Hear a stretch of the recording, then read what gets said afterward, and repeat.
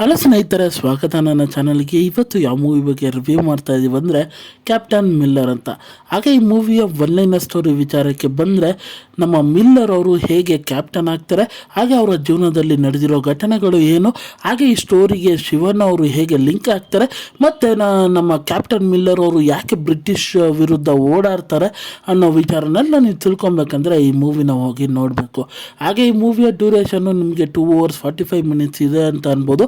ಹಾಗೆ ಮೂವಿಯ first half ವಿಚಾರಕ್ಕೆ ಬಂದರೆ, ಇಲ್ಲಿ ನಮಗೆ ಪ್ರತಿಯೊಂದು ವಿಚಾರಗಳು ಚಾಪ್ಟರ್ ವೈಸು ನಮಗೆ ಹೇಳ್ಕೊಂಡು ಹೋಗ್ತಾರೆ ಅಂತ ಅನ್ಬೋದು. ಬೇಸಿಕಲಿ ನಮ್ಮ ಕ್ಯಾಪ್ಟನ್ ಮಿಲ್ಲರ್ ಅವರ ಜೀವನದಲ್ಲಿ ಏನೇನು ವಿಚಾರಗಳು ನಡೆದು ಒಂದು ಪಾಸ್ಟ್ ಟು ಪ್ರೆಸೆಂಟ್ನ ಒಂದು ನರೇಷನ್ ಮೂಲಕ ನಮಗೆ ಹೇಳ್ಕೊಂಡು ಹೋಗ್ತಾ ಇರ್ತಾರೆ ಅಂತ ಅನ್ಬೋದು. ಇಲ್ಲಿ ಬರೋಗಳ ಪಾತ್ರಗಳು ಪ್ರತಿಯೊಂದು ಕ್ಯಾರೆಕ್ಟರ್ಸ್ಗಳಿಗೂ ಅವ್ರದ್ದೇ ಆದ ಇಂಪಾರ್ಟೆನ್ಸ್ಗಳು ವಿಚಾರಗಳಿದೆ ಅಂತ ಅನ್ಬೋದು. ಅದು ನಮಗೆ ಸ್ಟೋರಿಯಲ್ಲಿ ಹೋಗ್ತಾ ಹೋಗ್ತಾ ಇಂಪಾರ್ಟೆನ್ಸ್ ಗೊತ್ತಾಗುತ್ತೆ ಅಂತ ಅನ್ಬೋದು. ಹಾಗೆ ಮೂವಿಯಲ್ಲಿ ಹೀರೋಯಿನ್ನ ಪಾತ್ರನೂ ಇದೆ ಅಂತ ಅನ್ಬೋದು. ಅವ್ರದ್ದು ಒಂದು ಮೇಜರ್ ರೋಲ್ ಆಗಿ ಈ ಮೂವಿಯಲ್ಲಿ ಇರುತ್ತೆ ಅನ್ನೋದು ನಮಗೆ ಮೂವಿ ನೋಡ್ತಾ ಗೊತ್ತಾಗ್ತಾ ಇದೆ ಅಂತ ಅನ್ಬೋದು. ಹಾಗೆ ಇದರಲ್ಲಿ ವಿಲನ್ ಅಂತ ಹೇಳೋಕ್ಕಾಗಲ್ಲ. ಪ್ರತಿಯೊಂದು ಪಾತ್ರಗಳಿಗೂ ಆ ನೆಗೆಟಿವ್ ಶೇಡ್ಸ್ಗಳು ಎಲ್ಲೆಲ್ಲಿ ಬೇಕೋ ಅದನ್ನು ಚೆನ್ನಾಗಿ ಯುಟಿಲೈಸ್ ಮಾಡಿದ್ದಾರೆ ಅಂತ ಅನ್ಬೋದು. ಇವರೊಬ್ಬರನ್ನೇ ಪಾಯಿಂಟ್ ಮಾಡಿ ಇವರು ವಿಲನ್ ಅಂತ ಹೇಳೋಕ್ಕಾಗದೇ ಇರೋ ರೀತಿ ಆ ಕ್ಯಾರೆಕ್ಟರ್ನ ಬರ್ಕೊಂಡಿರೋ ಕಾರಣ ಪ್ರತಿಯೊಂದು ಕ್ಯಾರೆಕ್ಟರ್ಸ್ಗಳು ನಮಗೆ ಚೆನ್ನಾಗಿ ಅನಿಸುತ್ತೆ ಅಂತ ಅನ್ಬೋದು. ಹಾಗೆ ಸ್ಟೋರಿಗೆ ಒಂದು ಇಂಪಾರ್ಟೆಂಟ್ ಪ್ಲಸ್ ಆಗು ಇದ್ರು ಅಂತ ನನಗೆ ಫೀಲ್ ಆಯಿತು ಅಂತ ಅನ್ಬೋದು. ಹಾಗೆ ಆ ಇಂಟರ್ವಲ್ ಬ್ಲಾಕು ಚೆನ್ನಾಗಿತ್ತು ಅಂತ ಅನ್ಬೋದು.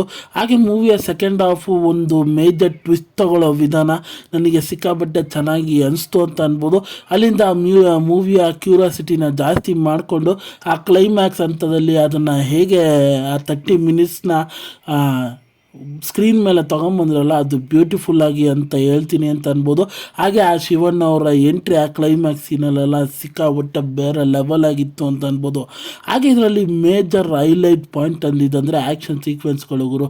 ಎಲ್ಲೂ ನಮಗೆ ಹೀರೋಯಿಸಮ್ ಇಲ್ಲದೆ ಆದಷ್ಟು ರಿಯಲಿಟಿಕ್ ಆಗಿ ಪ್ರತಿಯೊಂದು ಆ್ಯಕ್ಷನ್ ಸೀಕ್ವೆನ್ಸ್ಗಳನ್ನು ತೆಗೆದಿದ್ರು ಅಂತ ಅನ್ಬೋದು. ಹಾಗೆ ನಾವು ಆ ಎರದಲ್ಲಿದ್ದೀವಿ ಅನ್ನೋ ರೀತಿ ಫೀಲ್ ಮಾಡಿಸ್ತಾರೆ ಅಂತ ಅನ್ಬೋದು. ಆ ವಿಜುವಲಿ ಆ ಪ್ರತಿಯೊಂದು ಸೀನ್ಸ್ಗಳನ್ನು ಕಟ್ಕೊಟ್ಟಿರೋದಾಗಲಿ ಆದಷ್ಟು ನನಗೆ ರಿಯಲಿಟಿಕ್ ಆಗಿ ಪ್ರತಿಯೊಂದು ವಿಜುವಲಿ ಸೀನ್ಸ್ಗಳು ಅನಿಸ್ತು ಅಂತ ಅನ್ಬೋದು. ಹಾಗೆ ಅದ್ರ ಜೊತೆ ಆ ಬ್ಯಾಕ್ಗ್ರೌಂಡ್ ಮ್ಯೂಸಿಕ್ಕು ಸಿಕ್ಕಾಪಟ್ಟೆ ಚೆನ್ನಾಗಿತ್ತು ಅಂತ ಅನ್ಬೋದು. ಹಾಗೆ ಸಾಂಗ್ಸ್ಗಳ ಪ್ಲೇಸ್ಮೆಂಟ್ಸ್ಗಳು ಚೆನ್ನಾಗಿತ್ತು, ಸಾಂಗ್ಸ್ಗಳು ಒಂಥರ ಆ್ಯಾವರೇಜ್ ಆಗಿತ್ತು ಅಂತ ಅನ್ಬೋದು.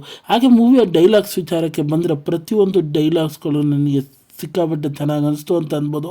ಹಾಗೆ ಪಾತ್ರದ ವಿಚಾರಕ್ಕೆ ಬಂದರೆ ನನಗೆ ಹೀರೋಯಿನ ಪಾತ್ರ ಚೆನ್ನಾಗಿ ಅನಿಸ್ತು. ಎಸ್ಪೆಷಲಿ ನಮ್ಮ ಶಿವಣ್ಣ ಅವರ ಕ್ಯಾರೆಕ್ಟರ್ ನನಗೆ ಮೂವಿಯಲ್ಲಿ ಹೈಲೈಟ್ ಆಗಿತ್ತು ಅಂತ ಅನಿಸ್ತು. ನನಗೆ ಅವ್ರದ್ದೇ ಒಂದು ಮೇಜರ್ ಪಿಲ್ಲರ್ ಅಂತ ಅನ್ಬೋದು ಈ ಮೂವಿಗೂ.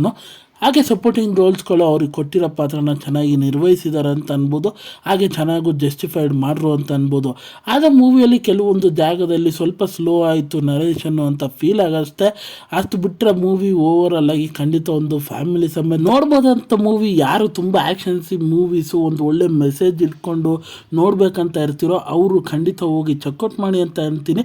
ಖಂಡಿತ ಸ್ವಲ್ಪ ವೈಲೆನ್ಸ್ ಇದೆ ಅಂತ ಅನ್ಬೋದು. ಆದರೆ ಈ ಮೂವಿ ಖಂಡಿತ ಒಂದು ಥಿಯೇಟರ್ ಎಕ್ಸ್ಪೀರಿಯನ್ಸ್ ಮೂವಿನ ಅಂತ ಹೇಳ್ತೀನಿ. ಮರಿದೇ ಚೆಕ್ಔಟ್ ಮಾಡಿ. ಹಾಗೆ ಈ ವಿಡಿಯೋ ಇಷ್ಟ ಆಯಿತು ಅಂದರೆ ಈ ವಿಡಿಯೋಗೊಂದು ಲೈಕ್ ಮಾಡಿ, ಹಾಗೆ ನನ್ನ ಚಾನಲ್ನ ಸಬ್ಸ್ಕ್ರೈಬ್ ಮಾಡಿ ಮತ್ತು ಬೆಲ್ ನೋಟಿಫಿಕೇಷನ್ ಆನ್ ಮಾಡಿ. ನಿಮ್ಮ ಅನಿಸಿಕೆ ಅಭಿಪ್ರಾಯ ಏನೇ ಇದ್ದರೂ ಕಮೆಂಟ್ ಮೂಲಕ ತಿಳಿಸ್ಬೋದು. ಈ ವಿಡಿಯೋ ಇಷ್ಟ ಆಯಿತು ಅಂದರೆ ಎಲ್ಲರಿಗೂ ಶೇರ್ ಮಾಡಿ. ಮತ್ತು ಮುಂದಿನ ರಿವ್ಯೂ ಅಲ್ಲಿ ಸಿಗ್ತೇನೆ.